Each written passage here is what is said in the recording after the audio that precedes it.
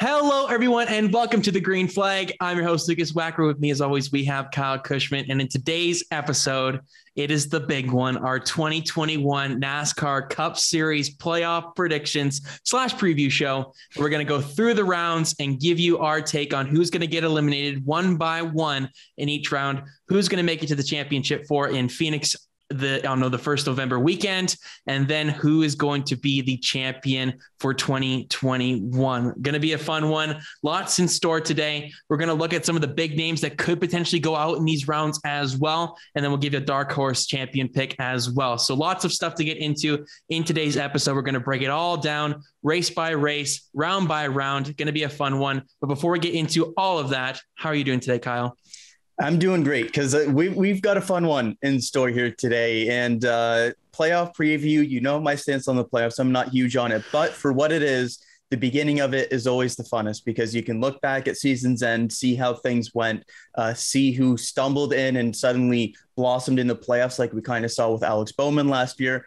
On the flip side, somebody that maybe was strong in and then all of a sudden has a couple bad races and all of a sudden they're out early, kind of like a William Byron did last year as well, or Ryan Blaney. So a lot of different ways that these playoffs can go. An interesting first round with a couple of guys outside the top 16 in points winning, and Michael McDowell, Eric Almirola. So interested to see how they play into this first round and everything like that. But a very, very interesting playoffs coming up and excited to preview it here. Definitely. There's some big names that could potentially go out in this first round if things don't go their way. All three tracks are on the 750 horsepower package in this round as well. 6 of the 10 playoff races are 750 horsepower package as well. So there's definitely a little bit more oriented towards that package. And we've seen that approach taken throughout this season by some drivers, namely Joey Logano, where we've seen that evidenced where he is much more strong on the 750 ones, 550, not so much. But we'll take a look at the rounds and we'll get into it here. I think we just go right into it and see who goes out in this first round. Let's not waste any time. So do you want to go first for this one here, Kyle? And then we can just go through who we think is the first one to be eliminated, and then we'll go back and forth kind of thing. And then the big name to be knocked out as well eventually. That could be knocked out. Yeah, so we'll go one by one, kind of like our most certain to maybe the longest shot or the one that we're least certain with. And so beginning things off, round of 16, unfortunately, it's Michael McDowell to start things off. A great win to start the season, Daytona 500, a historic victory for Front Row Motorsports and Michael McDowell, and something that's absolutely a career highlight for somebody that started in open wheels, went to Michael Waltrip Racing, went from ARCA to Cup Series in 1 year because of the things that they had going on there.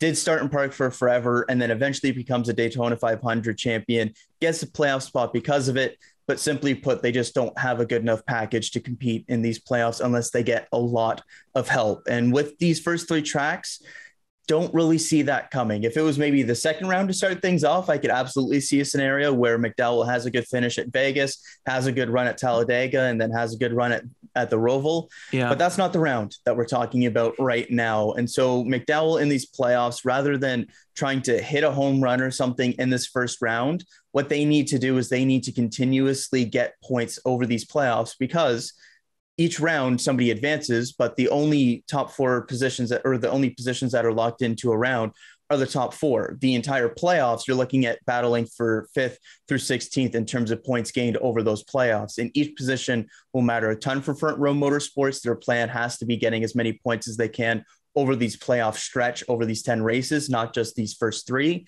And so looking at the package, just not being able to compete in that regard, maybe having a different mindset in terms of how they battle for the playoffs as well. They're an easy first pick for myself on the way out in the first round. Yeah, same here. I think like you said, they have to take a different approach here. They have to look at it like the previous chase, where it's 10 races and you try and get the best finish you can in those 10 races. You can't go about it round by round, because realistically, this first round you should make it out of. So just look longer term here. That second round is somewhere you could actually make up some ground on some of these guys, specifically the Charlotte Roval, because he's a good road racer, even though it's not really a road course per se. And then you've got Talladega. He's a pretty good super speedway racer as well, clearly evidenced by winning the Daytona 500 this season. So it's self-explanatory self-explanatory for me on this one. He just if it was earlier in the season, he showed he was a little bit more competitive with that midfield battle. He could maybe do something, but as the season's gone on, those top powerhouses in the sport have become better and better. And I think it's going to be really tough for him to compete and try and advance to the round of 12. So he's going to have some major issues for some other guys if he does want to make it, but it's realistically that Michael McDowell does go out in this round of 16. Next on my list is a guy that I'm a little bit hesitant on. I got to be honest. When I look at the tracks and look at his performance so far this season, it's Eric Almirola, but I think that there is a pathway for him to make it out of this round. This is one of his best 3 tracks that he could actually ask for in this opening round if he's going to make it. He's not at that big of a deficit to the cut line. In fact, he's just -3 to the cut line, basically. So he's got a decent chance to maybe make his way through. Some of these big guys have an issue in one of these races.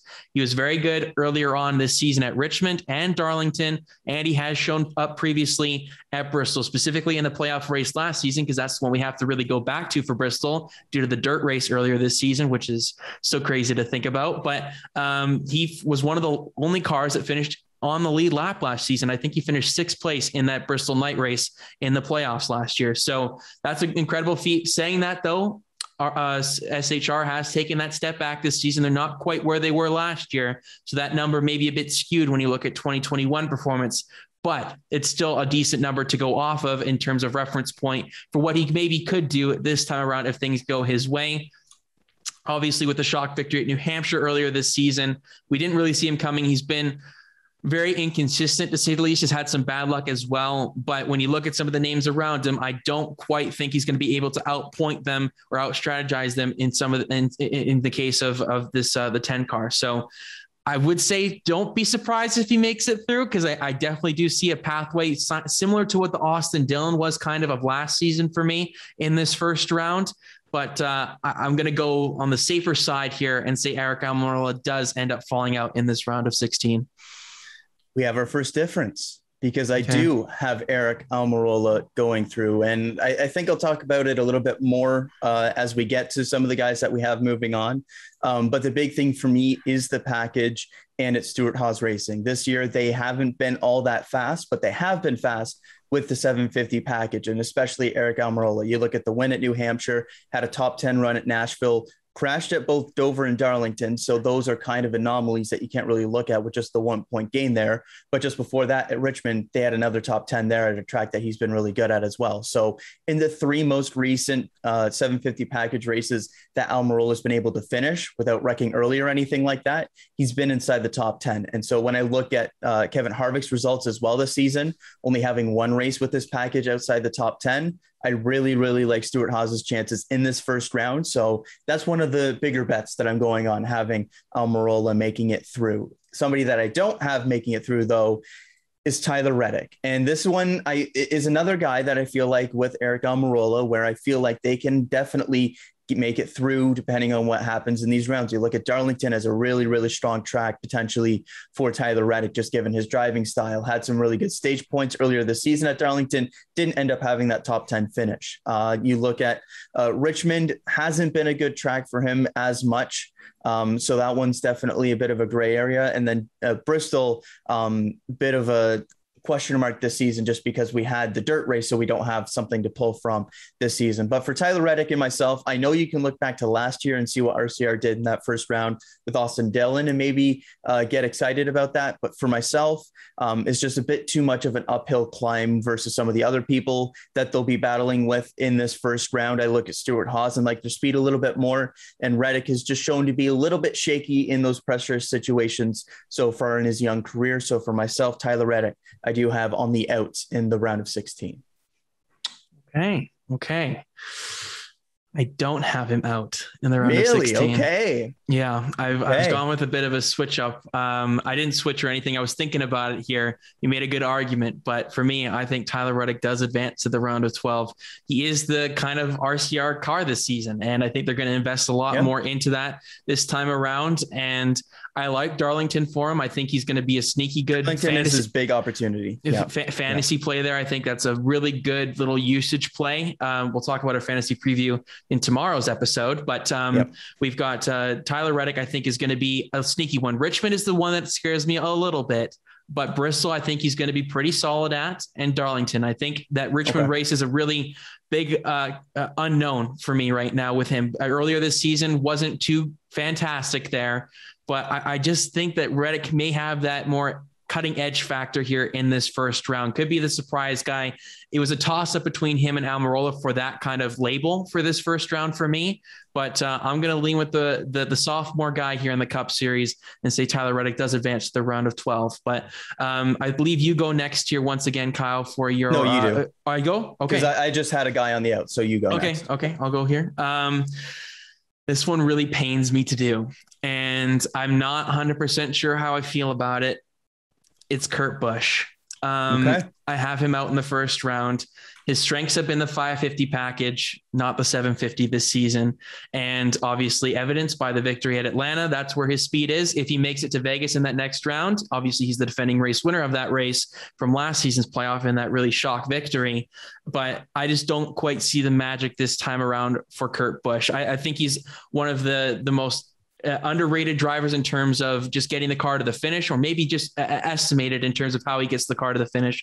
Very consistent. I love the crew chief atop the pit box for him. Matt McCall is unbelievably good with strategy at times. Sometimes they get bit by it. Sometimes they're on the really good end of things.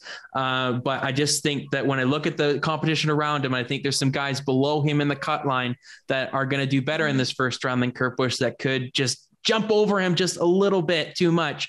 He could be that first guy looking out, in my opinion. The tracks are okay for Kurt Busch. Bristol, obviously, it's fantastic track for him in terms of the race victories. Sometimes he can't quite get the consistency there. Richmond isn't really his greatest racetrack, and Darlington has been hit or miss over the years. Sometimes he's in the top 10. Sometimes he's in that 10 to 15 range, and he misses out on some stage points. So it pains me to do it because I really want Kurt Busch to do well in his final season for Chip Ganassi Racing, their final last ditch effort to make that the championship four, at least in their final season in the Cup Series.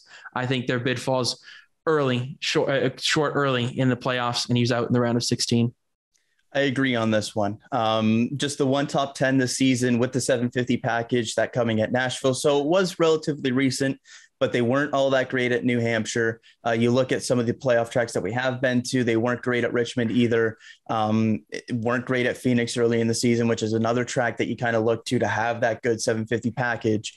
And when I look at the numbers, they're the second worst team with this package in the playoffs to Michael McDowell, who was last in that one. So unless they have a drastic turnaround, because Ross Chastain's numbers, although he did have good runs at New Hampshire and Nashville, haven't been significantly better by any means, unless they have a big turnaround. And we can see Kurt Busch go ahead and do that at a track like Bristol or something along those lines.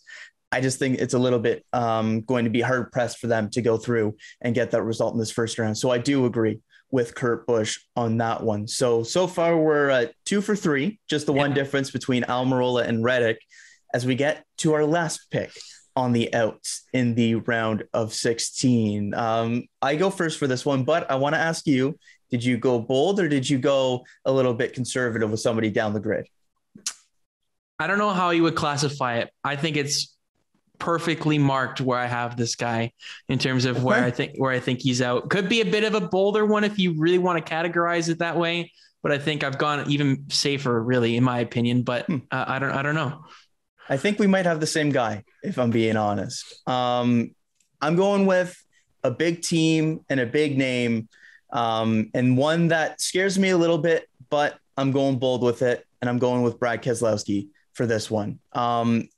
The results at 750 tracks have been inconsistent. The thing that scares me is that the Phoenix car was very good and the New Hampshire car was very good. And those are two cars that you would look to for this first round to be very good. But when I look at the situation that they're in, leaving the team at the end of the season, stuff like that, when I look at the results this season, outside of those, no top 10 finishes. And there was on 750 tracks outside of New Hampshire and Phoenix. The thing that does scare me a little bit is the weird strategy call that they did do at Richmond, which probably would have been a top 10 car, but with the strategy that they ended up doing, they were on the outside of that looking in.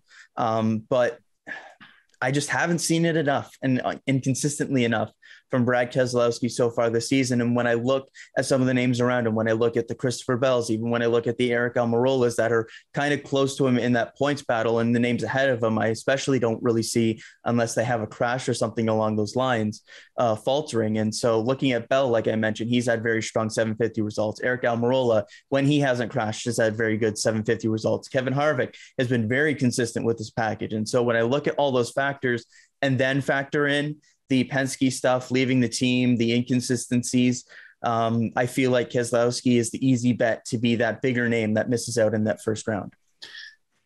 I agree. Yeah. This was a tough one for me, because when I looked at him, like, I was thinking about it just while we were just discussing, like, do I toss him into that next round? Because these tracks aren't bad for him. These are pretty decent tracks for Brad Keselowski. He's a former race winner at all three tracks. And Richmond is a track that he's done very, very well at in his recent career. It's just that inconsistency so far this season. The one victory coming on a super speedway track is very frightening for me. I don't think you can take much from that. The win, in terms of just having that win, I think, like, really just deters people from his actual performance this season. I think it's just a little bit more of a scapegoat in a way for how he's performed so far this season. I mean, there's a reason why we had 5 usages left for fantasy so far for them this season. It's just been one of those years for Brad Keselowski. I don't think he's necessarily a bad driver.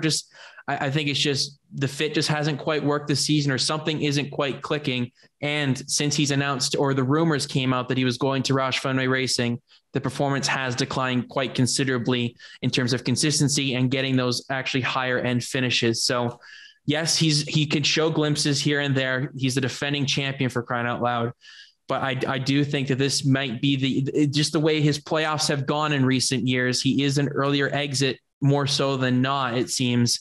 And this will be his earliest exit of them all, if this is where he goes out in the round of 16 in this current playoff format. So he could definitely make it through. Not saying that he can't, but just with the way that momentum is going, just hasn't been finding the finishes enough for me to say that, yes, I can see Brad Keselowski being a guy that could go long-term. And this is a guy that almost won the championship last season. Let's not forget, he should have, if he had a decent pit crew that day. One pit stop away from having a decent stop, and he would have been right there with Chase Elliott. Arguably had the fastest car in that race as well. So, I mean, this is quite the turnaround for a championship 4 guy that we're predicting to go out in this round of 16. Heck, he could go out of the championship 4 this season if things go his way, but he's going to need some help. He's not in a great playoff point position moving forward, only +3 to the cutoff line coming into this. So really no margin for error for this 2 car. And I have seen more errors than I usually do with this team so far this season. So for those reasons that you stated and I've stated, I think it's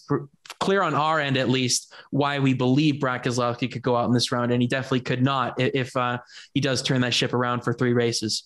Yeah. And like you mentioned, the concern is that they were the arguably, and I think, in my opinion, the best car at Phoenix last year. And then you look this year, they led laps and were up at the front at Phoenix this year. They were up at the front and led laps at Loudon this year. And those are all the tracks that you look at with the 750 package and look at as being kind of the tracks that you would look to have future success in the playoffs. And so, again, the Darlington stuff earlier this year, the Richmond stuff earlier this year gives you some pause.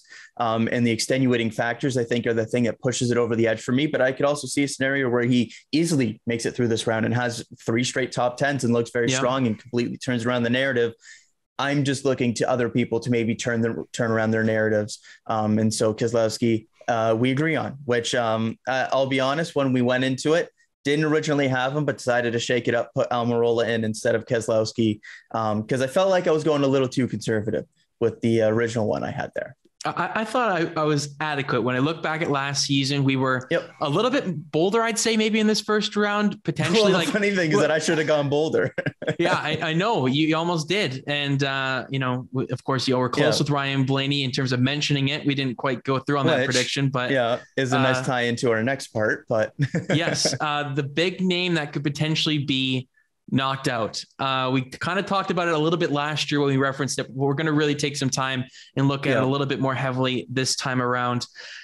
There's some big names, your top, we're going to probably categorize it as your top 9, I'd say, because they all seem to have a decent amount of chance to win it at all 3 of these tracks, I'd say. And those would be your big names for these playoffs so far. And it's crazy to think Kevin Harvick would not be involved in that big name category this season, but that's just the way it's gone for the 4 car. But big name to be knocked out. You led off for the other thing. So I'll lead off for this one with the big name in terms of being knocked out.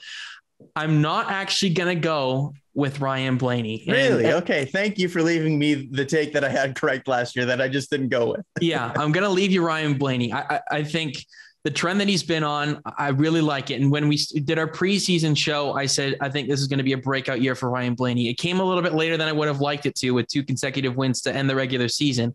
But I like the momentum that they're going on, despite him being knocked out in that first round last season due to Darlington and Richmond. But I'll let you make your case in a second. But for me, it's William Byron. And it's just because he was knocked out in this round last year as well.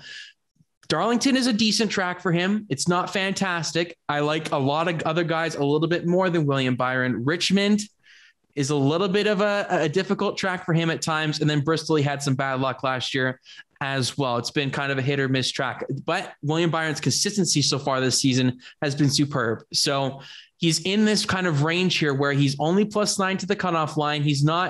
Nobody's really safe unless you're Kyle Larson really in this first round. Anybody could be knocked out if they have a bad string of races here from Ryan Blaney on down. This is only a +19 point gap to the cutoff line coming into this. This is really unprecedented coming into these playoffs, how close that margin really is. There's usually a guy that's in the 30s or even 40s as that second guy, as well as the first guy. But there's not really that much this season. It's been the Kyle Larson show, and then it's been a really big group of guys behind him this season. And William Byron has been in that group, just doesn't quite have the win total and the stage point total for him to be higher up in the grid. Finished 4th overall in the regular season standings. I just don't quite know if the 24 car, if he's going to fall out of a round, this is the one that would scare me a little bit. 750 tracks have been pretty decent for him so far this season, but they haven't been his strength. I think the 551s have been his better tracks, in my opinion, at least. And if I were going to look at a bigger name guy that could go long in these playoffs, I'd say William Byron is a better bet due to the points deficit. If it was in the Ryan Blaney situation where Blaney was where Byron is, then yes, I'd probably say Blaney. But given that 10-point differential there to start off the playoffs, I'm going to lean William Byron with this one. What I'll say is that if Ryan Blaney was in William Byron's point situation, I would have Ryan Blaney out in the first round. That's what I'll say on that. So for William Byron, though, I don't know. I think they've been too good this year. They've got the 3rd fastest median lap time with the 750 package. When I look at his results last year, the only reason why he missed out on the next round of the playoffs was because he got caught up in a wreck with a back marker that they didn't even show on a replay. Yeah. He finished top 5 at Darlington last year in that playoff race, finished top 5 at Darlington earlier this year, got his first career top 10 at Richmond earlier this year, which I think is something that really bodes well because he'd been so poor at Richmond before in his Cup Series career. Had a top 10 run at Bristol Dirt as well, had a top 10 run last year at Bristol in the early season race before the playoff race where he got wrecked out. So I do really like William Byron in this first round. I know the points are in a situation where if you have one bad race, one thing that goes wrong, you can be in a tough situation. But last year I looked at it as he had one bad race or one bad racetrack in that group of 3 between Darlington, Richmond, and Bristol. Had that bad race at Richmond and then got caught in the bad luck at Bristol. And that's all you need to miss out on the playoffs. This year, I look at it and I look at 2 strong tracks for him and 1 okay track. And so I feel like he'll be on the right side of that one. For myself, though, as I've kind of made clear, the guy that I'm really watching to see how they perform in this first round is Ryan Blaney. And simply put, the way that they have this first round is the worst possible way for Ryan Blaney, because you've got 2 of his statistically worst tracks, followed by the track that he has arguably his worst luck at in Bristol. So beginning with Darlington and Richmond, they've been okay in terms of 750 speed this year, ranking 10th in median lap time with this package. So not bad, but not great in the top 5 either. And Blaney's results at these two tracks have just not been good so far in his career. And I don't really know why per se, but when I look at track rank in terms of the points gained over the last 3 seasons at these track, Ryan Blaney at Darlington ranks 19th, and at Richmond also ranks 19th. And so he needs to kind of maintain through those 2 races. I know he got a top 10 earlier this year, but if he can maintain through those and then go to Bristol with that kind of points gap, doesn't need to go into it where like last year he was kind of in that kind of must-win situation with how things went with the penalty that they had earlier on. I feel like they have the points gap to kind of be close to that cut line when we get to Bristol, but be enough there where they're not in that kind of must-win situation or anything like that. And unless things go really, really bad in the first 2. But this is a team that I'm really watching in those first 2, because if they do have a really fast car and Ryan Blaney does have a surprise top 10 or anything like that, I think that bodes well for the rest of the playoffs. If they have better than expected results here in this first round. But he's definitely the big name guy that I'm watching, because he's won he's coming off of a win at Daytona. He's got 3 wins this season, back-to-back wins as well. So all of that looks to be riding the momentum in these playoffs. But if there's 3 set of tracks that is going to kill momentum for Ryan Blaney, is 3 we got coming up. Yeah, it is scary. Like, I don't really want him to go out. I think he's proven himself this season. And like I said last year, I think if he makes it through this first round, I think he's a great candidate to go all the way through to the final 4 when I look at how the tracks shape up for him. So it's just about getting through this first round. I think he did enough in the regular season to make it through because of how bad those first 2 tracks are for him. And then it really opens up for Blaney past that point, but you got to get to that point. Yeah, definitely. I mean, in our preseason, I had him in the championship 4, and that's exactly what I said. I said, if he makes it to that first round, has some playoff points to his name, I think it could be smooth sailing for him here on out afterwards, because those next 6 tracks to the championship 4 line up very well for Ryan Blaney to go on a deep playoff run if this is really his breakout year in the Cup Series. So we'll talk about Ryan Blaney a little bit later on, but that will do it for the first round, for the round of 16. So for myself, I've got Michael McDowell, Eric Almirola, Kurt Busch, and Brad Keselowski out, with a big name that could potentially being knocked out being William Byron. And for myself, very similar in this first round. Michael McDowell, Kurt Busch, Brad Keselowski, all losing out in this first round as well. The difference, though, I do have Eric Almirola squeaking through into the round of 12.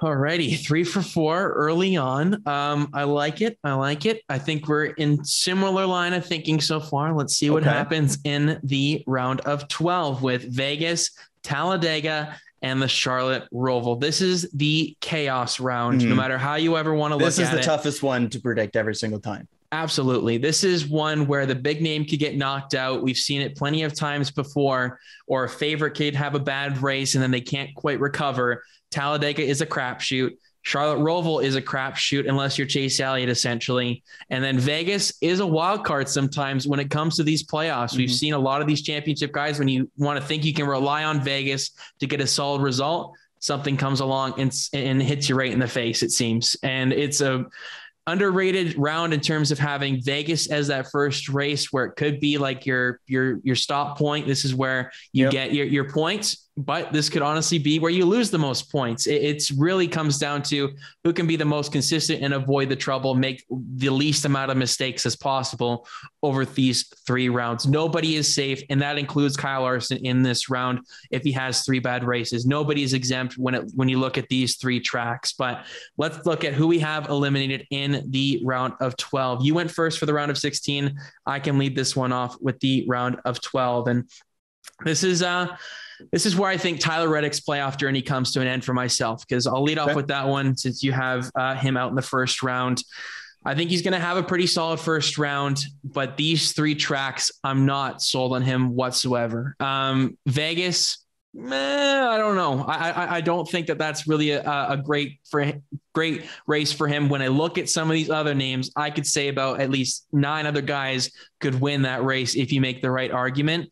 Then Talladega, I'd argue that he's not a great super speedway racer. We saw that last weekend a little bit where he's in some trouble, but he ended up getting inside the top 5 with an absolutely tore up race car, and he's obviously made it to this round of 12 in my bracket. But and then the Charlotte Roval, I think he may just be too desperate at that point to make up the points gap to these other guys as well. Coming in that 15th seat is going to be a really big deficit when we lose 4 guys after that first round.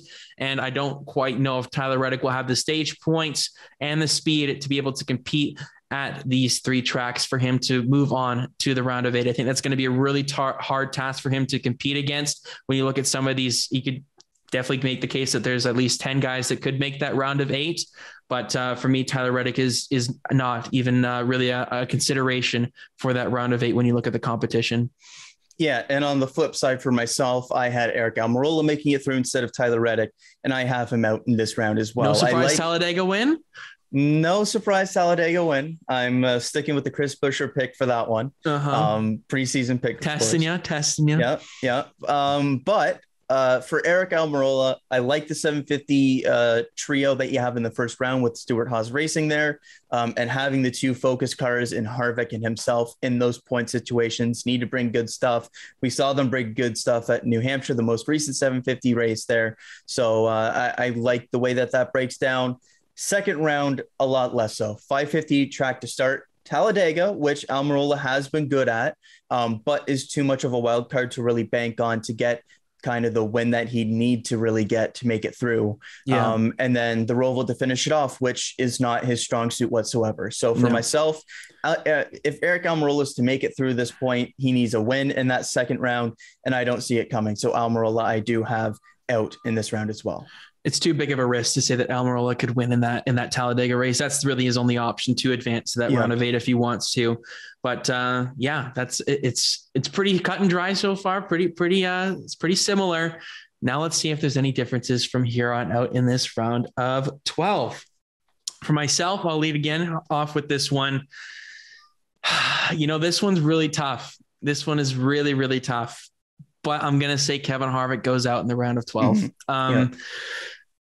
Just coming in here with 2 additional playoff points to his name, coming in as the 16th seed after he entered last season as the first seed, is an incredibly underlying storyline here that really needs to be talked about in terms of the magnitude of performance difference we've seen from 2020 to 2021. And I think he makes it to that first round. He's going to have a really good first round. He won 2 of the races in there last season in the playoffs. Then again, that was when the 4-car looked unstoppable at that point in time, but those are still relatively good tracks.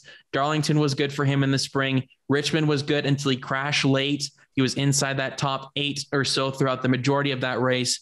And he is the defending race winner at Bristol. So I think that the first round lines up relatively well for Kevin Harvick. He has been incredibly consistent, surprisingly, when you look at the standings, 16 top 10 finishes. You wouldn't think that for a guy that's coming in as the 16th seed, but that is numbers that is well within the top 5 overall in terms of the Cup Series so far this season. So 750 package, definitely a strength. 550 Vegas was one of the surprising races so far for the 4-car this season, where they just completely missed the mark, got lapped in the closing laps by Kyle Larson, is usually one of his better 1.5 miles in the contention spot, especially in that spring race. They just weren't anywhere. Super speedway stuff, Talladega, he was in the mix there late at Daytona. I think he's a little bit better at Daytona than he is at Talladega. So I think that would probably skew a little bit more in the favor of the competition rather than in Kevin Harvick. And then the Charlotte Roval. He's not the greatest road course racer, even though he does get the finishes sometimes in terms of getting those top 10s, because he keeps his nose clean. He doesn't really do anything to make mistakes and do any unforced errors. But in terms of the speed, in terms of what he's going to need to make up the deficit coming into that round of 12, I don't quite think he has enough to do that, given the performance we've seen so far this season from Kevin Harvick. So he is the second guy I have out in the round of 12. Yep, I've got Harvick out here as well. And it's just because it's too much of a chaos round. 550 consistent, but I don't think the high end enough to where I can really bet on them having a good enough run to kind of carry them through these next couple races, because they are in a deficit going into this round. Talladega is too much of a wild card to really bet on it all. And the Roval, it's not their strength. And it's kind of similar to Eric Almirola there in terms of how the tracks break down. instead of Talladega being the strength for Almirola, for Harvick, it would be the first race of that round in Vegas. But just haven't seen enough from them to have that high end potential, specifically at Vegas, to go out, get a win, and book their ticket through to the next round. Talladega too much of a concern, and then the Roval I just don't see as a strength for them to be able to garner the points that they need to make up any deficit that I think that they'll be in when it gets to that point. So I have Harvick out here as well. And it's kind of crazy to talk about. Like it's nuts. Like he was a surefire championship 4 guy last season with the way our predictions have gone so far to the championship. In the preseason. I thought it would be a bounce back season, and it's been anything but. Yeah, to the championship 4 that we had in last season in 2020 in our predictions here, they're out in the first 2 rounds. So it's just been one of those years. And, it's really hard to maintain that consistency and that race winning ability. And the funny thing, though, is that they have been consistent. It's just not the same consistency that they had last year. They've been super consistent in terms of getting top 10s and getting 6th to 10th, decent points. That's where that's exactly it. It's been 6th to 10th instead of last year where it was 1st to 5th. Yeah. And that's the big difference. And because of that, they're in a point or a points hole here going into the playoffs. And I think they're going to pay for it in the second round. I never would have thought that he would be the lowest seed coming into a playoffs. Like you would think he had enough stage wins to he's be literally the 16 seed. It's nuts. It's crazy. And he's like alone there. He's not tied with anybody. He is 1 point below Tyler Reddick because of Tyler Reddick's 2 stage wins at the Indy Road Course. That's why he's ahead of Kevin Harvick right now. So it's really incredible to think about, but yeah, it's just been really an off year for Kevin Harvick so far in 2021, but, final 2 for the round of 12. Do I keep going here? No, I'm next. Okay. I'm next on this one. Go for it, man. All right. This next one, I really wanted to find a way to get them into this next round, but I just couldn't do it over a couple of the other names that are here. It is my dark horse championship contender, Christopher Bell. I have him out in this round just because the 550 results haven't been there. Talladega is too much of a wild card, but I really like him at the Roval, given what we saw from him at the Daytona Road Course. They had a good run at Vegas earlier this year, but that's a bit of an anomaly when you look at the 550 results this season. I need a good run at Vegas. I need a good finish at Talladega. And then I think they could go out and do it at the Roval.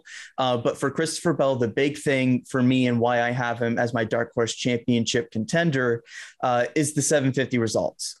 They've been very consistent all season long, really strong run at Richmond, a decent top 10 at Phoenix earlier in the season when he was still getting his feet wet at Joe Gibbs, had a really, really strong run at New Hampshire, finishing second, which is which is the last 750 track for these teams to kind of test out their playoff packages. And so this first round, I feel good about because it's all the 750 tracks. You got Richmond in there as well. If he can make it through and get to a championship 4, when I look at Phoenix and I look at his strengths, I really like that combination. I just think they're going to be a little bit hard pressed to get to that point. Kind of similar to when I was talking about Stuart Friesen when we did our Truck Series playoff preview, where I think they're going to be hard pressed to get to that point. But if they get to that championship 4, I think they're absolutely one of the candidates to go out and do it. And so for Christopher Bell, I do like how the second round goes with the Roval and the wild card that is Talladega and the earlier season result at Vegas. I just think they're going to be a little bit hard pressed given some of the people that they're battling against to make it through to that third round. So Christopher Bell, I do have out in the second round. I do as well. I really wanted to put him through, man. I really did. I just don't quite think it's going to be enough. And I would want him to move on more than almost anybody. I mean, Adam Stevens is his crew chief for crying out loud. So there's no bias involved here. So I think he has a great first round. I can't stress that enough. I think he's going to be one to watch in that opening round of the playoffs, given his 750 horsepower. I think he's a win contender at Richmond. I think he's a win contender, possibly at Bristol. I think he's going to be one to watch at those opening rounds. You made really good arguments, so you made good points. Vegas, I think it was an anomaly. It was one of those really weird ones where he's been really poor on the 550 ones, but that was one of his best results so far this season. And so just to say to that point, that's one of 2 top 10s that they had this season with the 550 package. It was Vegas there, and then Atlanta, which was barely a top 10 as well. So yeah, and I mean, he didn't even get it at Homestead where we expected him to, be that guy on the wall, even though he wasn't really fantastic there in the Xfinity Series. Still, you expect was earlier in the season, but with Christopher Bell being that name, that the dirt guy that likes to ride the rim, you expected a little bit more in those earlier kind of stages of the season, and we didn't quite see it enough. But the 751s have been very encouraging. He had a really good summer stretch. I think these past 3 races here have been really, really tough to really kind of get a gauge on what the performance is going to look like.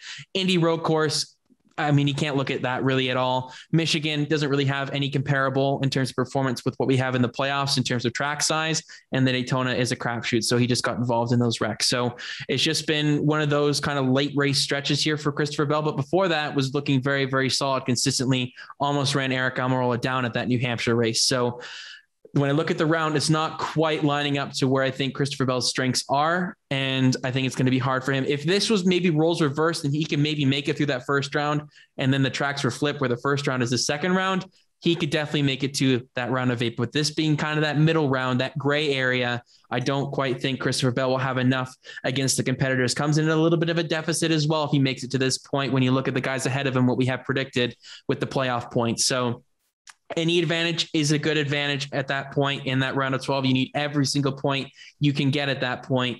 And I just don't quite see Bell having enough to make it to that round of 8. But final one in terms of who we have eliminated in this chaos in the round. Of 12. I go here. Yep. Oh boy.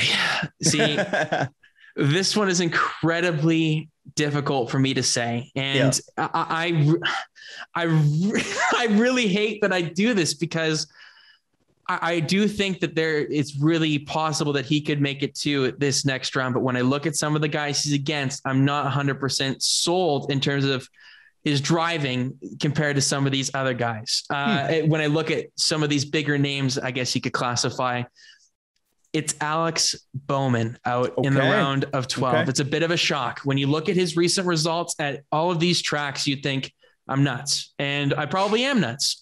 He's one of the best at the Charlotte Roval, been very consistent, and he's been able to rely on himself to get that performance in that last race of this round to get him on to that round of 8. But I think the luck may run out for Alex Bowman this time, despite him being extremely consistent on the road courses so far this season, top 10 in basically every single one.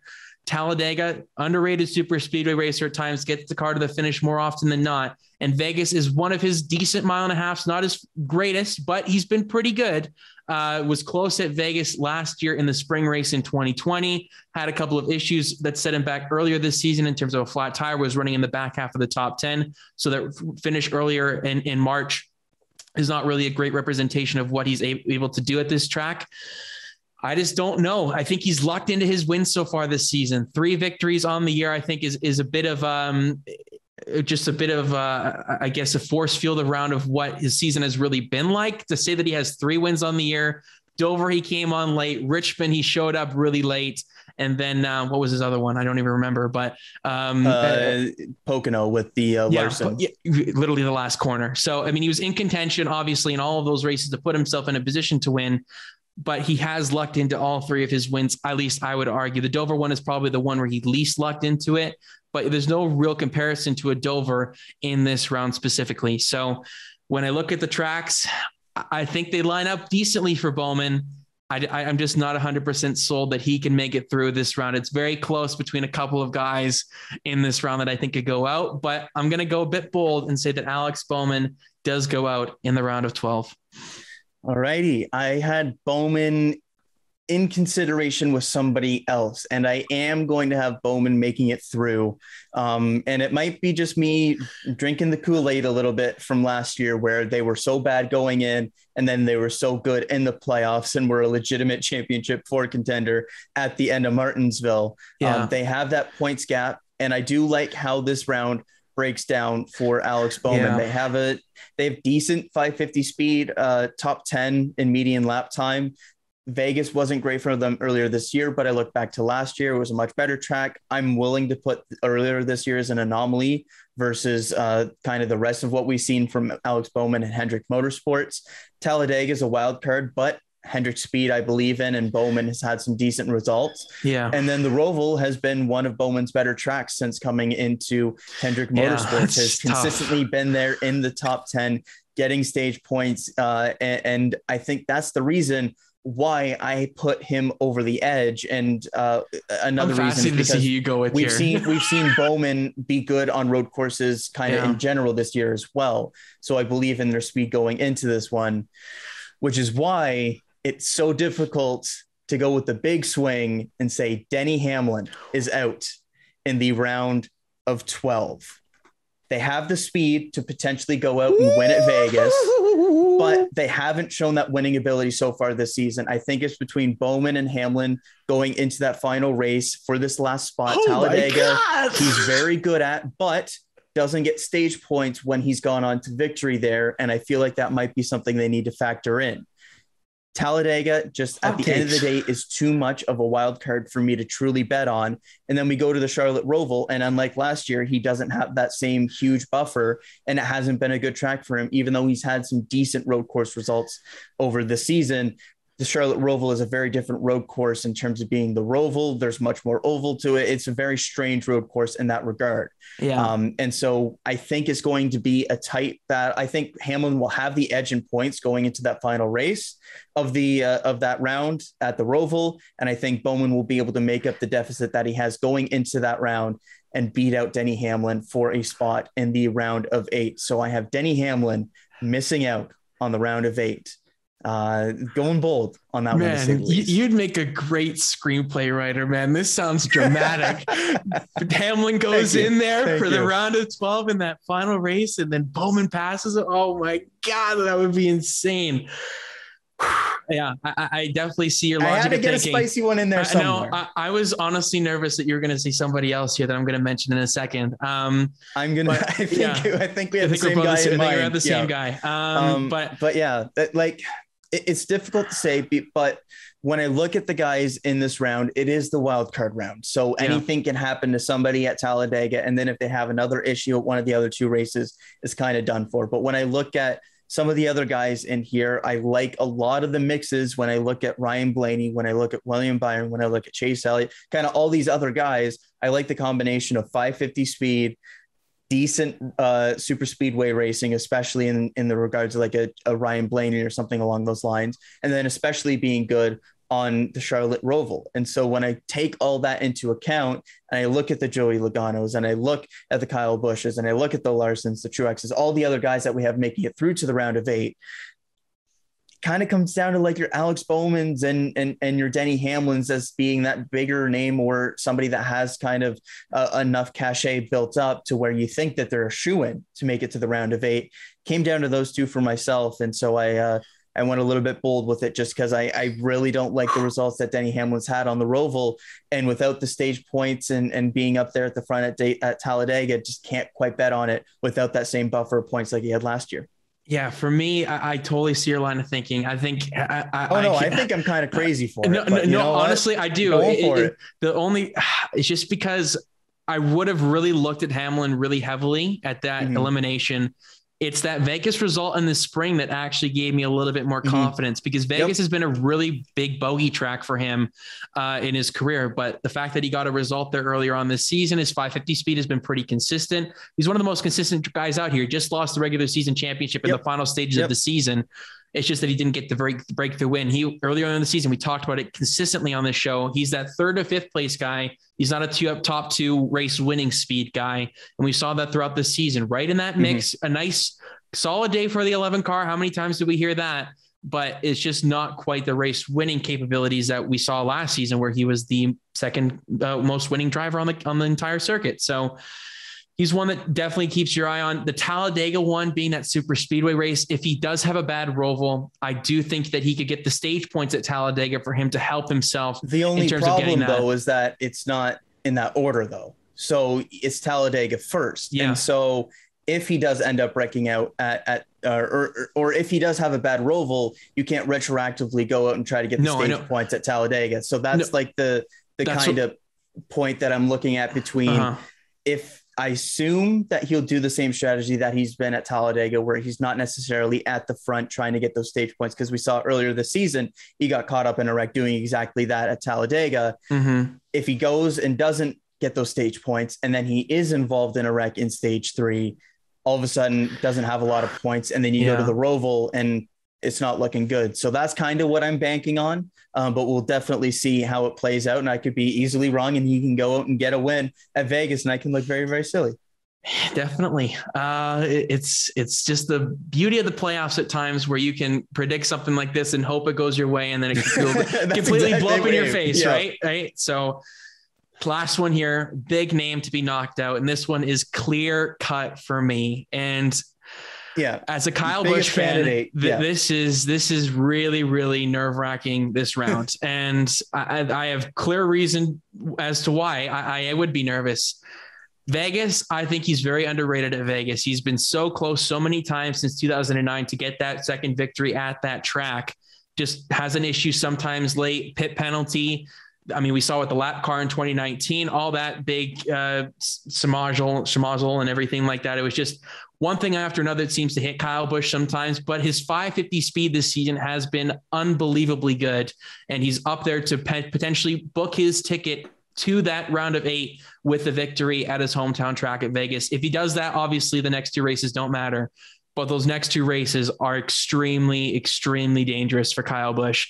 Talladega, any super speedway, if you follow Kyle Busch, even if you're not a Kyle Busch fan, you see that thing on the hauler, on the flatbed, getting towed with a damaged race car more often than not. It's incredibly scary and incredibly dangerous how many times he does end up with a wreck race car. We saw that last season. How many times with that 18 car in that playoff race at Talladega wrecked? I swear it was like 3 different times he was involved in something. The flat tire, the early wreck where he was in a decent spot to earn some stage points, gets turned on the backstretch, then blows a tire because of that damage. Then he's back in that mix in the closing laps. Boom, he's in the big one. It's just one thing after another. He can't escape it. And it's just bad luck. It's not really necessarily where he placed himself. I think he's a decent super speedway racer, definitely not in that top tier, but not bad enough where he should be in these amount of wrecks. But then that Charlotte Roval is not his strength. And the one thing that does give me a little bit more confidence is that his Daytona road course performance after he had that first corner really incident into the grass, he recovered to a top 5 and then just had some issues with the rain caution that was called. And then it just kind of unraveled from there. But he's been super consistent on the road courses so far this season, top 5 speed, top 7 speed at the very least, where I think if he has to go in there and get some decent results, I think he can do that. And I think he's a good enough road racer, a good enough driver to get that. He ran into some issues late on the going, but he was in contention in that top 10 to maybe even win the race at the Roval last time out, where he needed a must win, but then had the issues late on and had a flat tire, I think it was, multiple times after the Clint Boyer contact and late in the race. But this is a really nervous and nerve-wracking round. And I think Kyle Busch said it perfectly last season when he made it past the round of 16. He's like, we're going to be eliminated in the next round. Of course, he doesn't have the playoff points last season that he does this time around, but it's an honest take. And I think he does know his strengths and weaknesses, and those 2 tracks could really line up and be a poor set of results for Kyle Busch. And if it is that way, where he has 2 poor results at Talladega and the Charlotte Roval, he's out. I don't see a pathway for him to get on if he has 2 bad races. He doesn't have that big of a point buffer where he'll make up for that at Vegas and then have 2 bad races at the Talladega and the Charlotte Roval, where it will be null and void and it won't be an issue. So nerve-wracking, very nerve-wracking. I think he'll be right on that cut line by the time it's all said and done, but I do think he advances to the round of 8, just given his just that little bit more of a points buffer compared to some of these other guys. It's just going to be really close. Yeah. Kyle Busch is a fascinating one in this second round because speed looks very good with the 550 package. Vegas results have been up and down, but I do like how that first race shapes up. Talladega, we all know how that one's going to end. And then the Roval has just been such bad luck over his time or over the time that the Roval's been in the Cup Series. Eventually, you think that's going to break, but do you really want to bet on that? I think another guy that I'm going to look to as a bigger name candidate that is a bit at risk for myself in this round, and somebody that I actually almost had out in this one is Joey Logano. And I think it shapes up very similarly to Kyle Busch in this one in terms of having one good track that I like in terms of the Charlotte Roval, the wild card of Talladega, where I like Logano obviously much more at Talladega, but involved in crashes quite a bit, needs to be up at the front getting those stage points, which I believe that they'll do, which is why I do have them making it through. But 550 speed this year has been atrocious for this team. And Vegas has been a track that Logano's been so good at.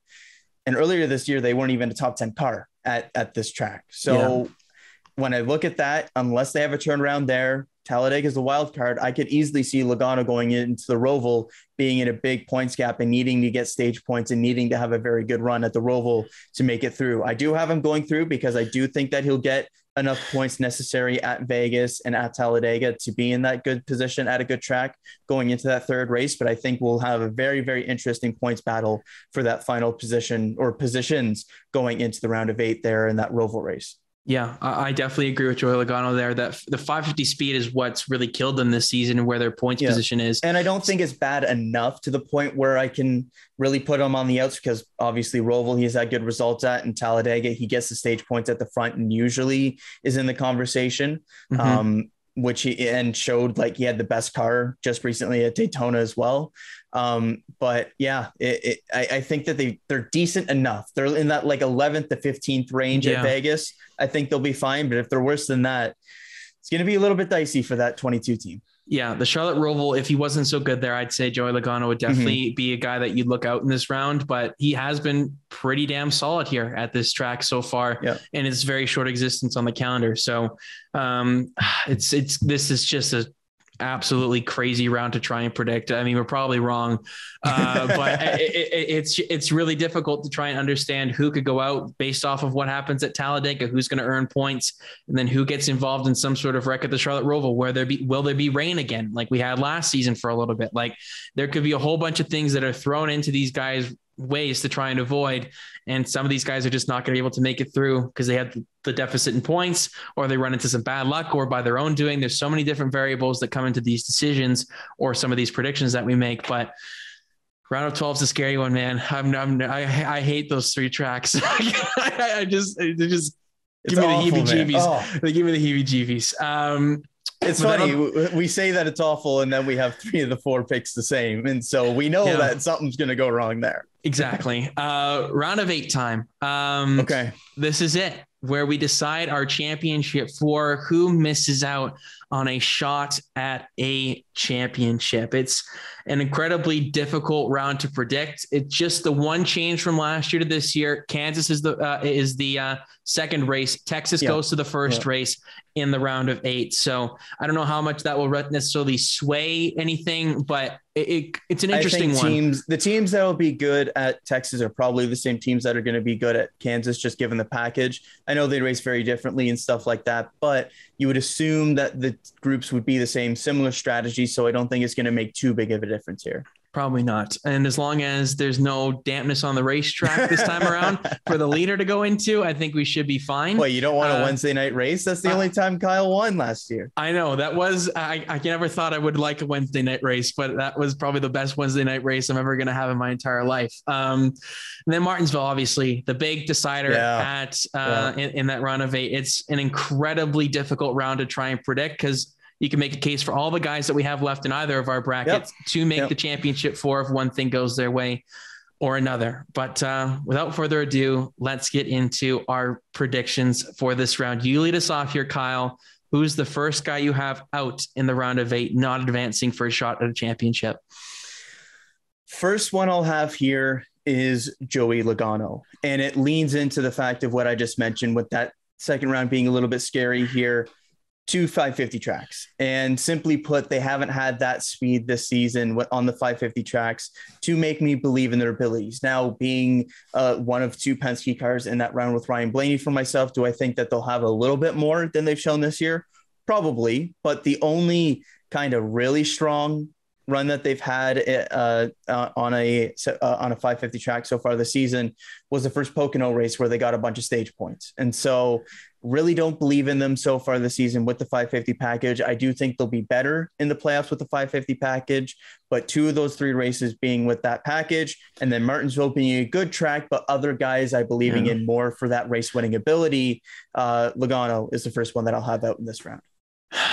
Yeah, this is a tough one for me to say, but yes, I do have Joey Logano out just because he has the ability to go out there and win Martinsville. And there is so many guys that could go out and win Martinsville. It is insane to think of the list. There, you could make a case for a lot of different guys to win, and we'll look at it when we get counting it here. I got 1, 2, 3. I've got 5 of the round of 8 that I look at as being like a guy that I could realistically pick as going and being, yep, this guy's going to go out and win Martinsville.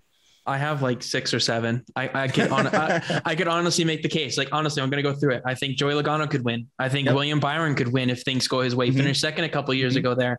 Denny Hamlin, I have him in my round of 8. So I think that he could go out there and potentially win Martinsville if it came down to it. I don't have Alex Bowman. Chase Elliott, clear as to why you would think he could win there. What did it last season? Kyle Busch is a little bit more of a fringe guy. Hasn't been as quite as strong. I wouldn't put him in that same group, but probably at the bottom of my list in terms of that right now. Martin Truex Jr. could definitely go out and do it. And Ryan Blaney, I could make the case that he could go out there and do it as well. Finish second last year at Martinsville earlier this year and had a pit penalty. And that's the reason why he wasn't in the contention for the win there. Yeah, there's so many guys that could go out there and win Martinsville. And that's why we see it being such a highly contested race. And especially now that it's moved to this finale race, the penultimate race of the season, the pressure's up. And like you said, I have Joey Logano out in this round. He could go out there and win Martinsville and punch his ticket to that championship for. It's not unheard of. He did it back when he won the championship in 2018, even though Martinsville was the first race in that round. Still the same track and same kind of area of the schedule. I just don't quite see them having quite the pace in that 750 track. They've put a lot of emphasis into that horsepower package so far this season to maybe set themselves up for an opportunity to win that race. I just like a couple of other guys, just that tad bit more to go out there and close the deal and punch their ticket to the championship for if it came down to it. And those 550 tracks are just going to be killer for Logano, given their speed so far this year. So for me, Joey Logano is out in the round of 8. Second one. Here we go. So I'm going to go with the guy that you have out in the previous round. You'll probably have the same thing if you have done that. I don't know if you have or not, but for me, I have Denny Hamlin out in this round. I think the tracks line up pretty well for him, but I don't quite think Texas will be a great track for him necessarily to lead off that round. And once you start off bad, it's really difficult to try and make up that ground. Could win Martinsville.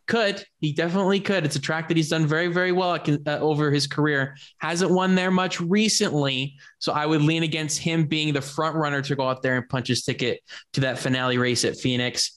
And I just think his inability to close races so far this season and be clutch when he needs to in his career, not even last season as well included into this, where he wasn't able to perform in that championship race when all eyes were on him. He was the favorite coming into it, given his performance so far that season. He choked, essentially. He didn't quite have enough to get there and win the championship in 2020, which was arguably his best shot of his entire career, excluding 2010, where he obviously had the issues at Homestead. But I just don't quite think the Mr. Consistency so far this season has enough race winning ability. He hasn't done it so far this season. I can't bet on him to win his way into that championship 4 and do it in 2021. So I think his 3rd consecutive championship 4 appearance will fall short. Yep. And if I did have him getting through to this point, I don't know. The 550 speed is intriguing to me. But again, as you mentioned, the lack of race winning ability so far this season, I think you kind of need to have that once you get to this point, because he could go ahead and point his way through. But if we're being real, there's probably one guy is going to point their way through. And do we really think? You have to think like that. Exactly. So he is a candidate to do that as somebody that can finish top 5 in all 3 of these races. But I've got him out the round previous, so I don't even have to consider that. But somebody that you had out in the previous round that I had making through, I do have them going out in this round in Alex Bowman. The 550 speed just hasn't been quite good enough for me to really bank on them in those first 2 races. I really liked them at Martinsville in that final race, but in that kind of 4th to 6th range, there's some other guys, even at his own team, that I like more at Martinsville. And so factoring all that in, I like Bowman. I like what he did last year in the playoffs, being super consistent all the way through and surprisingly being in conversation to potentially go through and make the championship 4 by the end of things when we had him out in the first round, given the form that they were in going in. I think they'll make it through to this point. Just can't quite bet on them to go through to the championship 4 just quite yet. They have a decent amount of playoff points built up, but I'm not sure how much on that they're going to build on going through the playoffs. And looking when we get to this round, even though it is a nice margin to kind of start with at the beginning of the playoffs, once we get to the round of 8, all those guys have stage points, have playoff points. And so it's a lot closer than the plus 24 or whatever the number is actually is at the beginning of the playoffs. So Bowman, like what he's got, just can't quite bet on him to make it to the championship 4 just yet. Yeah, it's tough to say because you had him in our preseason in your championship 4. You had him as that last guy in. It's been a really successful year for Bowman by his standards so far in his Cup Series career. He's got the win total. The consistency hasn't quite been there. But we saw the consistency arrive in the playoffs last year. And if they can kind of pull on that again, I can absolutely see them going on a run, getting a couple of stage wins here or there, maybe picking up a surprise win and going through and having a good position in that final round. 10th in median lap time in terms of 550 package. So they're good, but not great on the 550 package. And then Martinsville, I like them. There's just a lot of other guys I like just that little bit more. And so just not quite enough to put them through just yet. Martinsville's such an intriguing race to me. And it's just like such a perfect penultimate race. There's so many names that could go out there and win it. And that's what you kind of have to take into consideration for your championship 4 picks, but 2 down, 2 to go. Oh boy. I believe I go next for this. Oh man. Okay. I think the 24 car's out here. I think the 24 car's out. I just think that little bit of deficit in playoff points may just be the deciding factor when it comes down to it, coming into this 8th overall. So right in that middle spot in the playoff grid, he's going to be consistent probably throughout. That first round scares me a little bit more than it does for you, obviously. But then if he gets probably past that, second round looks pretty good for him. I don't think he'll be bad in this 3rd round by any means. He could potentially go out there and win Martinsville if things go out in his way. I just think it's a little bit too much to ask somebody like William Byron to go out there and win the Martinsville race, since his first and only victory this season came all the way back in the 3rd race of the season at Homestead. It's been super consistent so far for William Byron. Hasn't quite had the race winning capability so far. Kansas is good. It's not fantastic. He's probably about a 6th to 10th place car usually there. And then Texas is a little bit more up in the air for me in terms of his consistency, where I can't quite say that William Byron could go up there and win Martinsville and punch his ticket to the championship 4. He's going to be right there. I think it's going to be an incredibly close battle. This may be the closest in terms of the midfield gap that we've ever seen with these playoffs. There's really little to decide between when coming into this. Of course, we'll have more playoff points as the playoffs go along for those first 2 rounds that will help dictate how much of a point differential we have going into these couple of last races. But I just can't quite see William Byron making it to the championship 4. So his first Final Four appearance will fall just short in 2021. Undecided on William Byron right now. We're getting bold with it when we get here to the end of it. This one's tough. What do you have, Mr. Cushman? This one's tough. I will stay in the Hendrick stable for this one. I have Chase Elliott out in the round of 8. Wow. Obviously you can go out and win Martinsville super easily, but I think there's a ton of competition in that race. I really like Truex there, really like Byron there, really like Blaney there, just to name a couple of guys. And the 550 speed just hasn't quite been at that high enough echelon for myself to look at those first 2 races to get enough points to be in a decent points position for that final race if they don't go out and win. When I look around this round of 8, Kyle Busch, top 3 median lap time at 550 tracks. Kyle Larson, obviously first. William Byron up there in the top 3 as well. Chase Elliott, a lot lower in the top 10 in terms of median lap time, down at 8th. Good at Kansas, of course. Texas, we don't really know about this season, but you would have to assume being good on 550 tracks kind of extrapolates to both tracks there.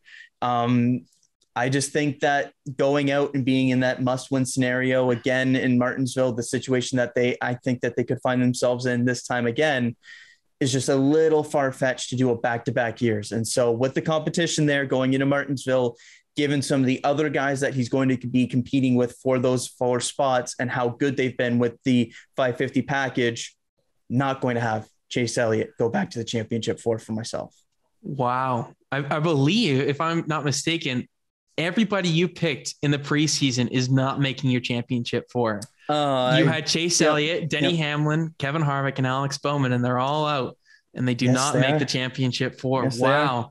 Fascinating how much a narrative can change over the course of 26, right? Yeah, of course. Yeah. Wow. The defending champion. I don't have him making either. Okay. Yeah. Okay. This is my bold one. So that means that my top 4 coming into the playoffs make it to the championship 4. And I'll give my reasoning why in just a second, but Chase Elliott, I think, misses out, and we have not seen a back-to-back winner in this playoff format in terms of champions, and it's incredibly difficult to do. Chase Elliott's 2 victories this season have come on road courses, and he has not won on a 550 track or a 750 oval, and that is an incredibly interesting stat that will be looked over by the media, but it is an incredibly interesting stat to me, at least, that he has not been able to find victory lane elsewhere.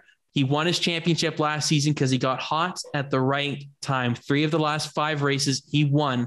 Obviously, that's an incredible feat. Nothing against Chase Elliott for doing that last season, but he was in a position to win Martinsville last season. He's going to be in that position, I think, once again this season. When you look at the competition and when I look at the 550 tracks, the top 4 that I have making it the championship 4 could potentially be better at those tracks than Chase Elliott. And if they aren't, the one guy I have that could be outside, and maybe Chase Elliott is in that top 4 in that kind of fringe point position going in, I think Martin Truex Jr. wins Martinsville and punches his ticket to the championship 4.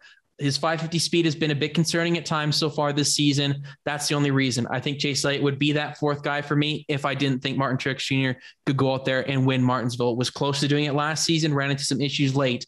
Did it earlier this season, and he won the spring race there last season. He's the guy to beat at Martinsville. If he does not mess up, he's been good on the 750 tracks, good at Phoenix, good at Martinsville earlier this season. That's why I don't have Chase Elliott in my championship 4, because I think the race winning ability will be with Martin Truex Jr. at that point in time rather than the 9 car. It's incredibly difficult to bet against the defending champion, but I just can't quite see him pulling off a walk-off victory to punch his ticket to the championship 4 once again.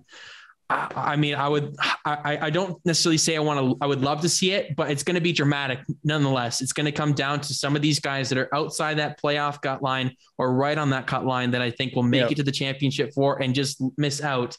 Those 2 guys, it's a battle between Martin Truex Jr. and Chase Elliott. I think at Martinsville, if it all goes according to plan, I think Chase Elliott just misses out. He may even finish 2nd in that Martinsville race and miss out on a chance to reclaim and defend his title. It's funny how similar the parallels we have right now. We've got 3 of the 4, same in the championship 4. And we've got a similar storyline in our heads going into that Martinsville race. I love that race as a win and you're in scenario. And I have it as a win and you're in scenario, just not for the guy that you have it for. I have Ryan Blaney winning Martinsville and booking his ticket to the championship 4, and Martin Truex Jr. missing out on the championship 4 here.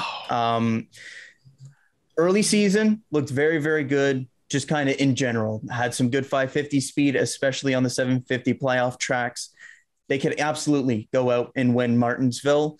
I just like some other teams a little bit more to be more consistent on the 550 tracks, specifically William Byron in this case.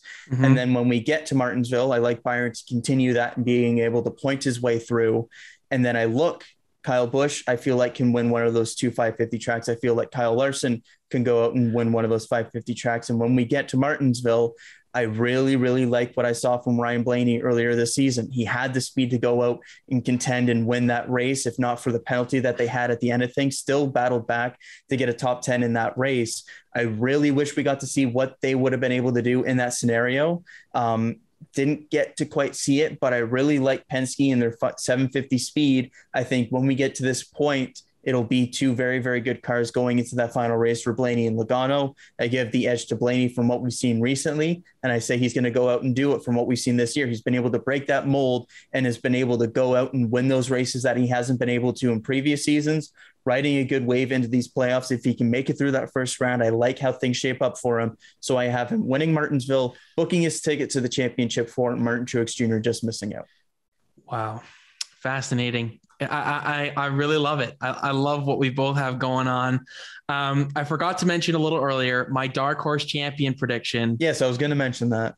Joey Logano. Okay. If he wins Martinsville, he could go and win Phoenix and claim his second Cup Series title. I could see definitely that being the case if he wins, but that's the only case. He won't win probably the 1.5 mile tracks in that round of 8. But I do think if he wins Martinsville, which he could do, showed some pace there in the spring. He's dedicated his entire focus, it seems so far in 2021, to the 750 tracks. If they have really gone in depth with this horsepower package to rely on it and think that they can win on it, Joey Logano will be the dark horse pick that I go with for 2021. He's kind of been a fringe guy so far this season. Only the one victory in 2021, has been consistent here and there. Has led some laps at times. 550 has been abysmal. 750, he's been really consistent and really strong. So if it came down to it, I like Joey Logano similarly to Martin Truex Jr. in terms of their 750 horsepower package speed. Martin Truex Jr. has the more playoff points. They have a little bit more consistency in the 550 than Logano. So then I would lean more towards Martin Truex Jr. being more of a favorite rather than a dark horse, obviously, for this. So then Joey Logano makes that as my dark horse. But fascinating stuff for our championship for 3 of the 4, the same. I wanted to get into the numbers a little bit before we look at the championship 4. I went back and did a little bit of digging into what number seed has made it to the championship 4 since this playoff format originated in 2014. And then we'll look at the stage racing era afterwards as well. So in 2014, the 5th seed, the 6th seed, the 9th seed, and the 16th seed made it to the championship 4, 16th seed being Ryan Newman that season. Kevin Harvick won the championship as that 5th seed in 2014. Then in 2015, it was the 2nd seed, the 5th seed, the 10th seed, and the 13th seed. So quite a bit of a range here in terms of who can make it to the championship 4. And then in 2016, the 3rd seed, the 5th seed, the 10th seed, and the 11th seed. So lots of more range through these first 3 years before the stage points came in. But since then, since the stage racing era with how the playoff points are dictated, in 2017, we saw the 1st seed, the 3rd seed, 4th, and the 6th seed to make it to the championship 4. 2018, 1st seed, 2nd seed, 3rd seed, and 6th seed. 2019, 1st seed, 2nd seed, 3rd seed, 5th seed. 2020, 2nd, 3rd, 4th, and 5th. The lowest seed to make the championship 4 is 6th since the stage point racing era. And right now that is currently Alex Bowman. So anybody below him, that would be a 1st in the stage racing era, where somebody below him, and you do have somebody, William Byron, in the 8th seed to make it. And for me, they have not had a 1, 2, 3, 4 making to the championship 4. I think that does happen this season with my championship 4. It may look lazy. Wow, really going out on a limb on that one, eh? But I honestly just think that there's a pathway for these 4 guys. They've been kind of the ones I've been looking at all season long. And that is 3 of the 4 that I predicted at the beginning of the season. I want to stick to my guns and see what I can do going from the beginning of the season long-term here. The only difference being Kyle Larson replacing his Hendrick teammate Chase Elliott for what I had earlier this season. So just wanted to look at that. And you also mentioned earlier in the season, I don't know if you were going to mention or not, but in our preseason kind of preview that we did, 4 of the 6 times, only 1 championship 4 driver made it back to the championship 4 the next season. And then the 2 other times, 3 of the 4 made it. So for mine, I have obviously 0 of the 4 this time. So it's the first time that we're going to maybe see this happen in terms of my bracket. I'm not sure what it is on your end, but I believe that's our all only difference is Bayern for Truex. And so yeah, that's the I think it's pretty clear that Bayern didn't make it through last time. So that's the difference. So we both have nobody returning for the championship 4 in 2020. So just wanted to point that out. I thought it was interesting when you look at the difference between 2014 to 2016 and then 2017. And really, when you look at the breakdown from last year, does anyone realistically think Harvick didn't even make it through, but you look at the guys that made it through. Chase Elliott is the obvious one that you'd probably feel pretty good about, but Denny Hamlin, not a great points position, has the fastest car in terms of 750 speed in median lap times, but hasn't been able to win so far this season. Joey Logano hasn't had the 550 speed, and Brad Keselowski has been very inconsistent. And so when I look at those 4 of the past handful of seasons, I think the championship 4 returning into this season have kind of been the shakiest that we've seen in quite a while. Yeah, I can agree with that. Lots of different ways you could go about this. Do you have any final thoughts before we get into our championship 4? Looking ahead, what are you thinking? Yeah, I think just mainly there's a lot of different combinations that I can realistically see. I can see a scenario where Joey Logano goes out and with a 750 speed makes it through. I can see a scenario where Denny Hamlin with a 750 speed goes out and makes it through. There's a lot of different combinations and scenarios and stuff that I can see. I think the big question that I have is how much of Hendrick's speed is legit. We've seen them really blossom in the second half of the regular season, specifically Kyle Larson with the winning capabilities, but we've seen a lot of top 5s feature 3 or 4 Hendrick cars over this kind of stretch over the last handful of weeks. Does that continue into the playoffs? Do they continue to kind of have kind of a bit of an upper edge over your Joe Gibbs and Penske's and stuff, or does it even out a lot more? In our championship 4s, I've got 2 Hendrick, I've got 1 Joe Gibbs, and I've got 1 Penske. You've got 1 Hendrick, 1 Penske, and 2 Joe Gibbs. So we've kind of got a similar split in terms of one team having 2 and then the other 2 big name teams having 1 entry. But does Hendrick show that they're legit this season and has that edge? And do they get 3 into the championship race? I think it's realistic. So very, very interested to see how that breaks down, especially. Definitely. All righty. Let's get to our picks for the championship 4. We'll go from last to first in terms of how we have them ranked going into this race this time around. It's going to be incredibly difficult to try and differentiate some of these guys when you look at what happens here, but let's get into it. Who wants to lead this one off here? Would you like to lead this one off or should I? Sure. I'll lead it off here. Okay. The number 4 finisher in my championship 4, I do have as William Byron. Interestingly enough, though, as it currently stands in terms of median 750 lap time, he does have the fastest 750 car, but he's consistently been slightly below that 3rd rank all season long in terms of his finishes. In terms of points gained with this package, he ranks 5th versus the 3rd fastest car, so has been slightly underperforming that. And I don't think going into his first championship 4 performance, he's going to go out and maybe be able to beat the likes of Kyle Busch or Kyle Larson or maybe even a Ryan Blaney. So for myself, I like the Hendrick speed. I like William Byron to be consistent all playoffs long, get a stage win here or there, maybe get a win, help his playoff position into that final round. I like the combination of tracks in that final round, given how consistent their speed has been all season long. I just don't think they're quite there to break through for a true championship contender in that final race yet.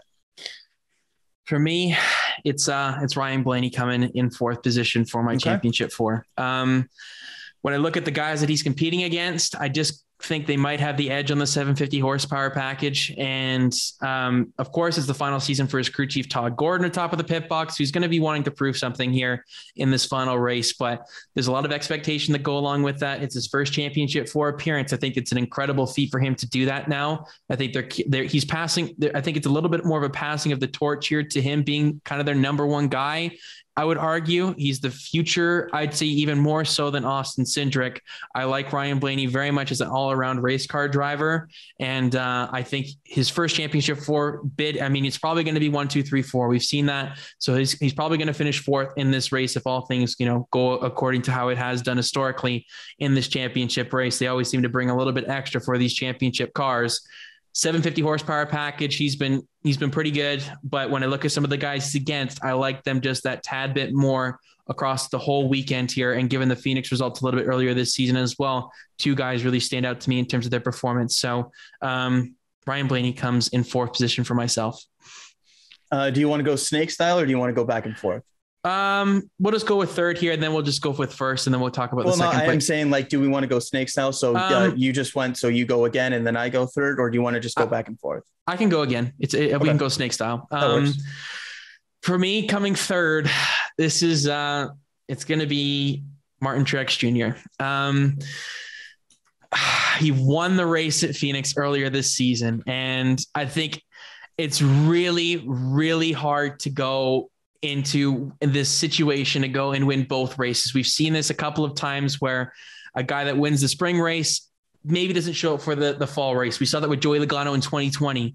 Had the good run, obviously won the spring race at Phoenix, wasn't quite their long run pace to compete with the likes of Chase Elliott and Brad Keselowski in the championship finale. So those results in the spring may look good on paper, but it doesn't always correlate to what happens in early November. So there's a lot of things that can happen, lots of things that can change.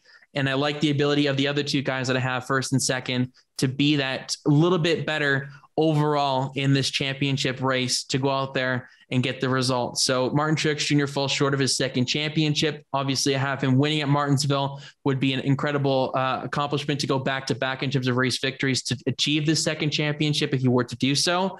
I just think he falls a little bit short over the course of the weekend. James Small being in a new situation here in this championship for the first time as well. That might be just a little bit too much to quite go and push them over the edge to get that championship in 2021. So Truex finishes third for myself.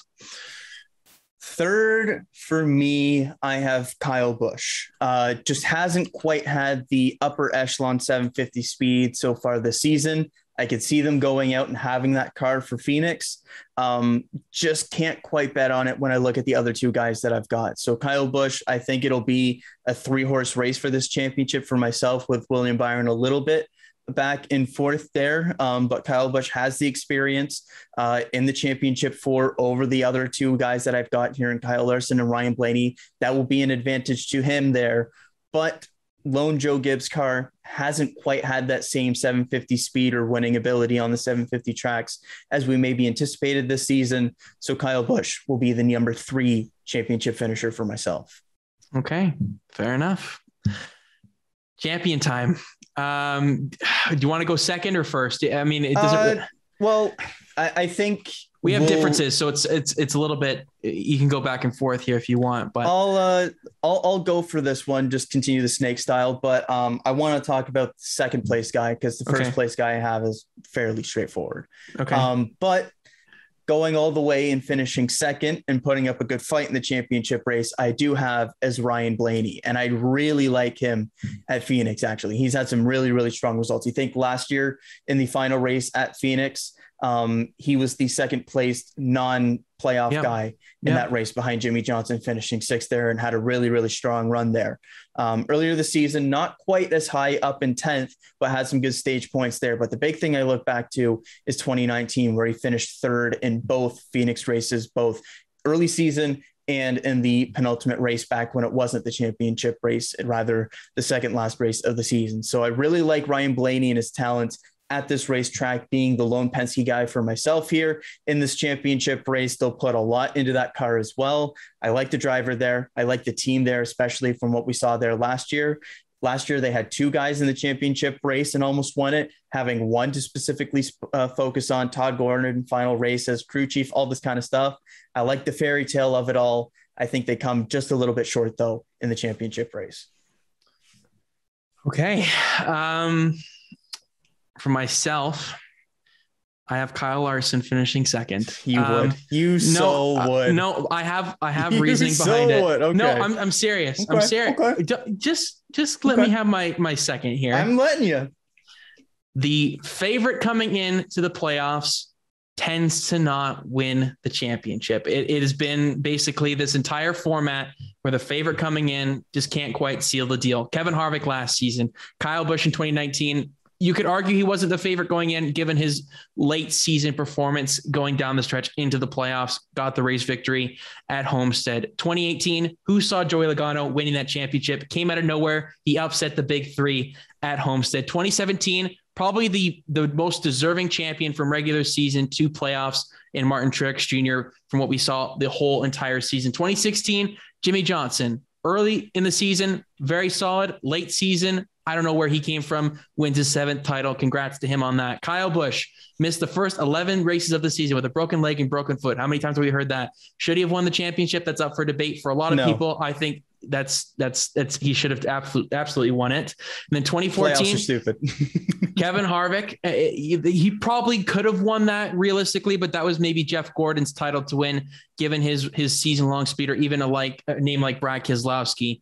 The guy that comes in first seed typically does not win the championship. And I think that happens once again with Kyle Larson this season. He's going to be exceptionally good throughout the playoffs. I think he's probably going to rack up maybe another 2 wins at one of the 1.5 tracks or something like that. He's been very good at the 750 tracks as well. There's really no weakness, it seems, for this 5-car this season. It's just gone too picture perfect for him in his return season, his triumphant return, trying to prove something, obviously, so far this year. I don't think he quite has enough to beat the other Kyle in the championship 4 because of practice. And that is a key element for me that weekend, the championship 4 race, having practice, having the ability to work on the car. I don't know. There's a lot of stars aligning. I'm getting a lot of flashbacks to 2015 in a lot of ways. I'm serious at this. I try to be as least biased as possible, but it's not like I didn't predict this at the beginning of the season. No. It's fair. I'm not saying it's a bad one, but I think that I'll make my case for Kyle Busch in a second, but for Kyle Larson, it's very difficult to be the championship favorite coming in and execute that. He could definitely do it. He's the championship favorite, no doubt. He's been the best car so far this season, the most consistent car so far this season, led the most laps by far out of anybody, most stage wins. There's no argument against the stats on my end. It's just when it comes down to a clutch factor at the end of the day, I don't quite know if Kyle Larson will be there right at the end. He may make a mistake. He had 2 speeding penalties in the spring race at Phoenix. Could just be, a mistake. Probably maybe had the fastest car there as well if he wasn't set back so much. But he did end up getting into that top 7 late in the race, but couldn't quite make the transition all the way up to that front free as much as what you would have hoped for or would have liked to have seen given his early race speed in the spring. So for all those reasons, I say Kyle Larson comes second and falls short of his first Cup Series title in 2021. Hey, and I think it's very fair to say that Kyle Larson may not go out and do it. Of course, I do have him as winning the championship here, and it's because every single time he's had the mountains and mountains and mountains of pressure on himself this season, both on the dirt scene and looking back to last year and everything that he's done in the past year in terms of the success he's had, he's done it with mountains and mountains of pressure on him to go out and do and win the races that he has. Even looking this season in the Cup Series, going to his home track and dominating at Sonoma, stuff like that. So looking at Kyle Larson, all season long, he's been the guy to beat once he really found his footing a handful of weeks in. I don't see that changing in the playoffs. I like him at Phoenix as well. I know you talked about the earlier season one where he got back up in the top 10, but he also came through the field 3 times with penalties and starting from the back and stuff like that. So I like their ability to be able to come through the field. We saw with Hendrick Motorsports last season, Chase Elliott having a good car in the first Phoenix race and then having a great car in the championship finale. I think we'll see a lot of the same from Kyle Larson in this one. And I think he is the favorite, obviously, to win the championship this season. And I think he'll also go out and do it. And I found it interesting that you mentioned some of the championship winner favorite going in, stuff like that, because 2019, obviously last year was an anomaly because the guy that won the overall points championship season long wasn't even in the championship 4. But 2019, Kyle Busch had the most points season long, won the championship. 2018 wasn't the case with Logano, but 2017 was the case with Martin Truex Jr. Every other year they've done it. So if you want to go with the trend, that's the trend here. I think he's going to have the most points come the end of the season. And I think he will back that up with the championship at Phoenix. You make a good point. You make a good argument. I try to be as least biased as possible I could in this entire situation. I really, really did. But for myself, I think Kyle Busch is the 2021 Cup Series champion. And there's a lot of parallels here. 2014, the first year that this playoff format was originated, he was out in the round of 12. It was, it wasn't really his greatest season, had one victory on the year in 2014, missed out, didn't really have too many expectations to go out there and make it far in the championship run that season. What do? They switched the crew chief over the offseason to Adam Stevens to 2015. Obviously misses the first 11 races, but then he comes back on fire and wins 5 races in that season and wins the championship. What happens last season in 2020? Gets out in the round of 12. What do they do over the offseason? Crew chief change. What has he got so far this season? 2 victories. What do I think he's going to have at the end of it? 5 victories to win the championship. I think there's a lot of parallels here between that kind of off stint there between Kyle Busch's 2014 season to 2015 to Kyle Busch's 2020 season to 2021. There's just too much going on there that I think I can't ignore. His consistency so far this season has been almost right up there with Kyle Larson on many occasions. Hasn't quite had the laps led as Kyle Larson does. I mean, nobody's really even close in that sense, but top 5 consistency is what has gotten Kyle Busch to that 3rd overall in the regular season points championship. Had a slow start to the season.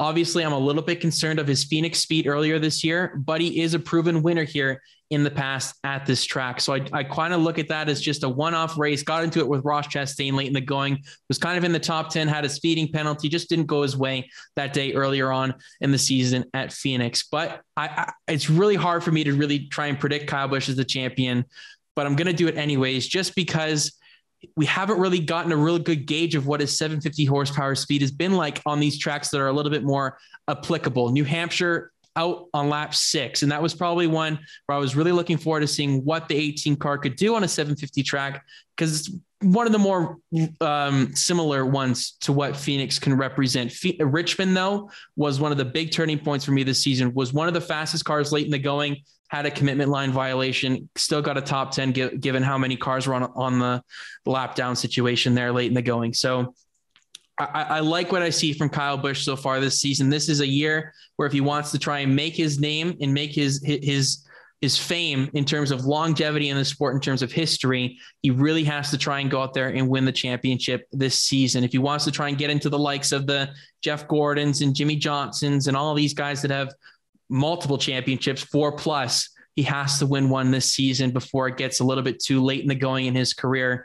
And I think they're going to give him every opportunity to do that in 2021. He's a guy that I think Joe Gibbs has really have to really try to build around him so far this season. He said he felt like he was fired in the off season over in 2020 to 2021 because of how much shakeup there was at that team. I think he uses that energy and uses that determination that has really held him back in 2020 to try and get him to a point where he can win in 2021. It's going to be incredibly close. How many times have we heard the Kyle and Kyle show in the broadcasts over their entire careers in the Cup Series so far? I think it happens once again, but I think the Busch gets the edge over Kyle Larson in the championship race with the practice, with his determination. I think his ability to be a race car driver when it matters most. I say Kyle Busch gets it done and wins his 3rd Cup Series championship.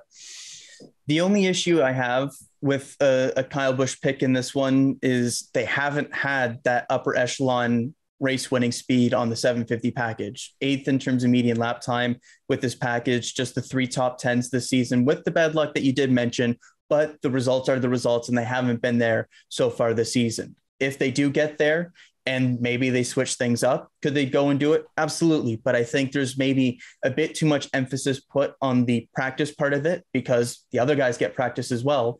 And I like Kyle Larson with practice a lot as well. And so especially having that new crew chief as well in terms of that new relationship. So Kyle Busch, absolutely a championship contender. I've got him in the championship 4, but hasn't quite had that same 750 speed this season, hasn't had the 750 results whatsoever so far this season. In fact, the best one was at Darlington, which was absolutely a surprise, of course, keeping in mind some of the bad luck that was factored in there, but the results are the results. So for me, I just can't look at it. I think it's maybe betting a bit too much on the fairy tale trend kind of side of things versus the results in season. But We've got 9 races before that championship race, and a hell of a lot can change before that.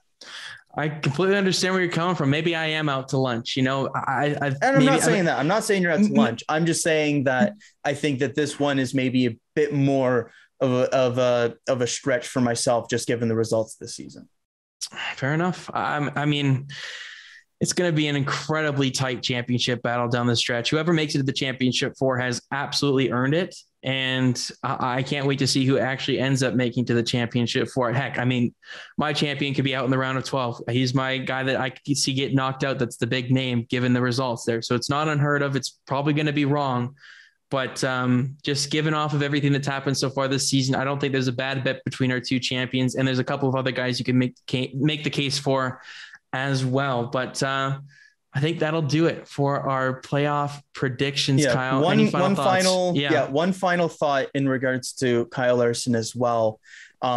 Jimmy Johnson, great in the championship race last season, crew chief, Cliff Daniels. So that's just one final little tidbit there. Cliff Daniels has really come alive over that final race last season with Jimmy Johnson, and then this season with Kyle Larson. I think they've really grown together. And I'm really, really excited to see what they have in store in these playoffs. Because if it goes the way that it could, I think that this could be a very, very dominant playoff run for Kyle Larson if things go his way. The story between our 2 champions picks, or the word that probably could describe it, is redemption. Two different storylines. Kyle Busch redemption for 2020, which was so disappointing. Kyle Larson for obviously a different reason for his 2020 season and his overall livelihood in 2020. He's done an absolutely incredible job so far. The regular season champion, well deserving of that. We'll see if he can execute it and become yet another Cup Series, add his name to the Cup Series championship list. But I think that'll do it for our championship predictions for 2021. Lots of fun to really dive into this and give it our round by round. We'll have our full breakdown on Instagram in terms of the brackets and everything like that. We'll have you covered from here on out. But any final thoughts before we wrap up? One final thought. Another one. Playoffs are stupid. Okay. There we go. They're stupid. It's not a legitimate championship. They're dumb. That's all. Okay. You heard it here from Mr. Cushman. I can understand the point of view. I would probably have to look into it a little bit more deeply in terms of what I would think is the right way to deserve a championship, but everybody has their opinion. And I think it's definitely probably the way that literally every other motorsport does. It is probably the best way to determine a champion. Okay. But we're going to find it entertaining nonetheless down the stretch. We'll make it for what it's entertaining, dumb, whatever word you want to use. Okay. Make sure to follow us on Instagram at the Green Flag Pod, as well as Twitter at the Green Flag Pod. Subscribe to the YouTube channel. Leave a like on this video if you enjoyed it. We'd really, really appreciate it. The viewership on the last couple of episodes has been really, really great. Thank you all so much for your support on that. We'll have our fantasy preview out very soon for the upcoming opening race of the playoffs for Darlington. And then we'll also preview the F1 Dutch Grand Prix this weekend as well. But for this special episode of the Green Flag, I've been Lukas Wacker. He's been Kyle Cushman, signing off for now. We'll talk to you very, very soon. Enjoy the playoffs. Let us know who's your champion in the prediction in the comment section down below. And as always, enjoy the racing, everybody.